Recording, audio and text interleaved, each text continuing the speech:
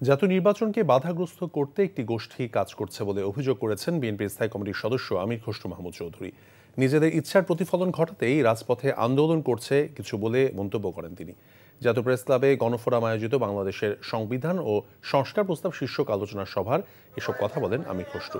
ফেব্রুয়ারি নির্বাচনের মাধ্যমে দেশে গণতান্ত্রিক সংস্কৃতির পরিবর্তন আনতে হবে জানিয়ে তিনি জানান, যারা নির্বাচনকে বানচাল করে আবারও প্রতিহিংসার রাজনীতি শুরু করতে চায় তাদেরকে রুখে দিতে হবে।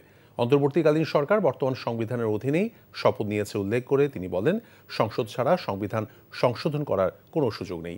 গণভোটের পক্ষে বিএনপি রাজি হওয়া গণতান্ত্রিক উদারতা বলেও মন্তব্য করেন আমির খসরু মাহমুদ চৌধুরী। আলোচনার সভায় উপস্থিত ছিলেন গণফোরামের এমিরেটাস সভাপতি ডক্টর কামাল হোসেন সহ অন্যান্য নেতৃবৃন্দ। তর্ক বিতর্ক আলোচনা হবে, পাশ করবেন।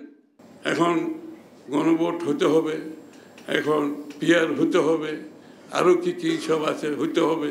গণভোটের জন্য এখন এই মিছিল হচ্ছে, তারপরে আবার কালকে একটা প্রোগ্রাম দিয়েছে ওরা এইসবের উপরে। আসলে কি বাংলাদেশের মানুষের মালিকানায় তারা বিশ্বাস করে?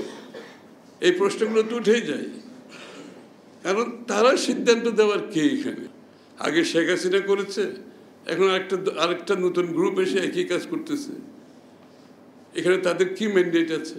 তাদেরকে কে ম্যান্ডেট দিয়েছে?